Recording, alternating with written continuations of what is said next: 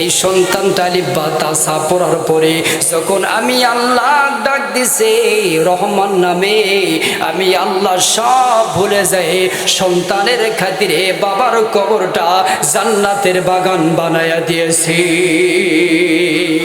তাহলে বলেন তো সন্তানকে কোরআন শিক্ষার দরকার আছে না নাই? সুশিক্ষিত করার দরকার আছে না নাই?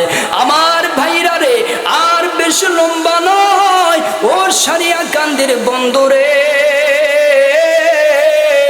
যুবক ভাইরা রে, পায়ে হাত ধরে বলে যায় মাকে কষ্ট দিবি না, বাবাকে কষ্ট দিবি না। এই মা তোমার জান্নাত, এই মা তোমার জান্নাত। জোরে বলেন ঠিক না বা ঠিক? আজকে বিয়ে করার পরে নতুন একটা বউ পাইয়া তুমি মাকে শীতের মধ্যে কম্বল ছাড়া ঘুমাইতে দিলা। তুমি শীতের মধ্যে মা অন্য বিছানায় ঘুমায়, আর তোমার বিবিকে নিয়া তুমি ঘুমায় মার খবরটা একবার নিলি না।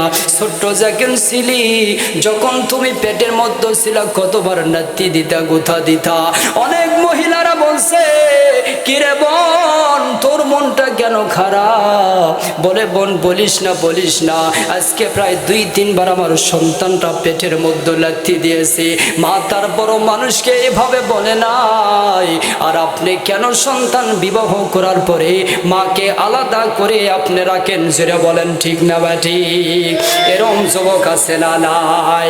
আমার ভাইরা, আমার বন্ধুগণ, আমি এখন একটু মা, আমি আপনাদের পক্ষে একটু বলতে চাই রে মা, কেন মা স্বামীর খেদমত করবেন না, স্বামীকে মহব্বত করবেন না?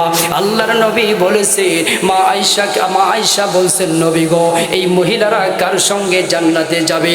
আল্লাহর নবী বলছেন, ও আয়েশা, খাদিজা, কোন দুনিয়ার মহিলারা যদি 4টি কাজ করে, আমি রাসূল বলে দিলাম তারা তুমি খাদিজা এবং আয়েশার সঙ্গে জান্নাতে থাকবে। আল্লাহু আকবার বলেন। কার সঙ্গে জান্নাতে থাকবে? এই জন্য বলি মা, স্বামীর খেদমত করা লাগবে, স্বামীকে সালাম দিতে হবে। আল্লাহর নবী বলেছেন, ও মা, স্বামীকে আপনি সালাম দিবে। মা 2টা কাজ করলে আল্লাহ খুশি হয়ে যাবে। আল্লাহর নবী বলেছেন, মা, কোন স্বামী যদি বাহির থেকে ক্লান্ত হয়ে বাড়িতে আসে, আর যদি একটা গিলাস পানি যদি মুচকি হাসিতে স্বামীর হাতে তুলে দেয়, আল্লাহর নবী বলছে পৃথিবীর 1000 মানুষকে পানি খাওয়ালে যে সব হবে, আর 1 গিলাস পানি খুশি মনে স্বামীর হাতে তুলে দিলে আল্লাহ পরিমাণ সব লিখে দেবে। তাহলে এখন বলেন তো এই আমলটা আমাদের করার দরকার আছে না নাই? আমার এক মুরব্বী ওয়াজ শুনছে, যা কছো সকিনার মাও আমাকে একটা গিলাস পানি এনে দাও, দিয়ে কছে ওই যে টিউবওয়েল আছে চোখ দিয়ে দেখো না। সাথে সাথে রেজাল্ট পেয়ে গেছে। জোরে কোন সুবহানাল্লাহ। আমার ভাইরা, আমার বন্ধুগণ, এই জন্য বলে মা, আপনি আপনার স্বামীকে মহব্বত করবেন, স্বামীকে আপনি ভালোবাসা দিবেন রে মা।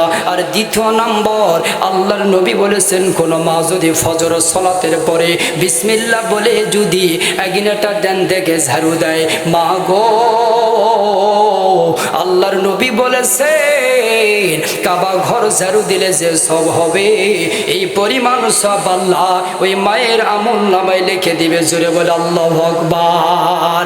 আমার ভাইরা রে, আর লম্বা নয়, ওই যে ইহুদি ব্যক্তি মৃত পাখিটা লইয়া নবী মুহাম্মদের কাছে দাঁড়ায় আছে, শুনবেন না চলে যাবেন?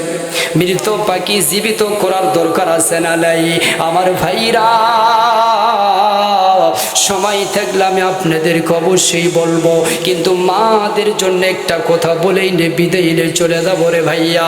জানি না ভাইরে আর জীবন আসতে পারবো কিনা, কিন্তু মা, আমি আপনাদেরকে বলতে চাই, আপনি কেন আপনার স্বামীর কাছে ভালো জিনিসের আবদার করেন না রে মা?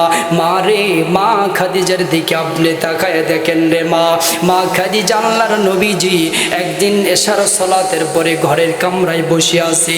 আল্লাহর নবী বলছেন, খাদিজা রে, তোমার চোখ দিয়ে কেন পানি পড়ে, তুমি কি যেন আমাকে বলবা?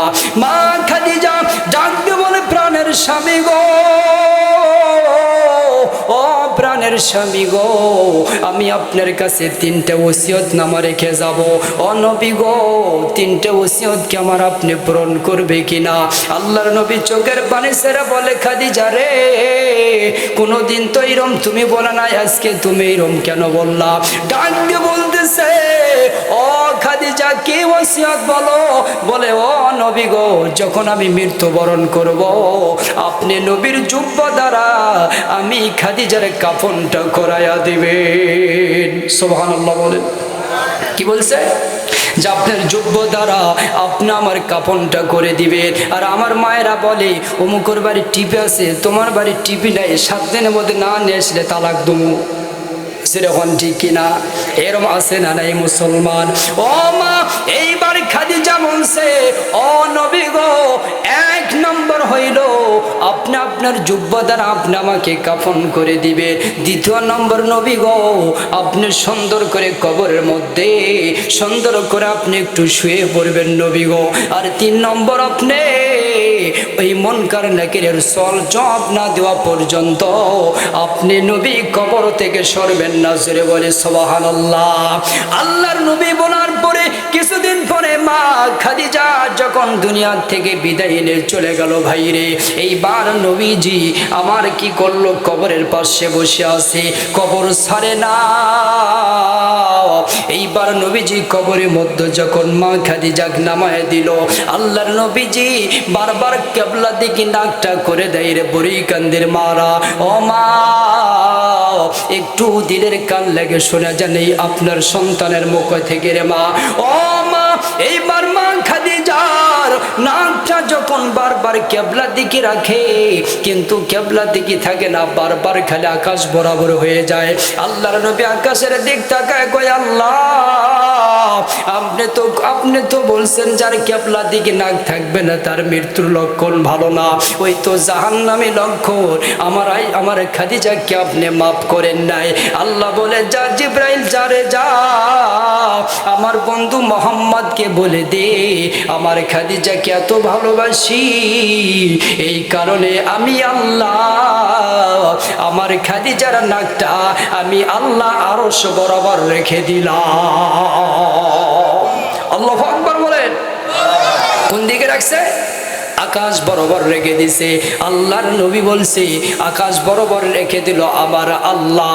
তাহলে তারপরে নবীজির মনটা খুশি। জোরে বলি না সুবহানাল্লাহ।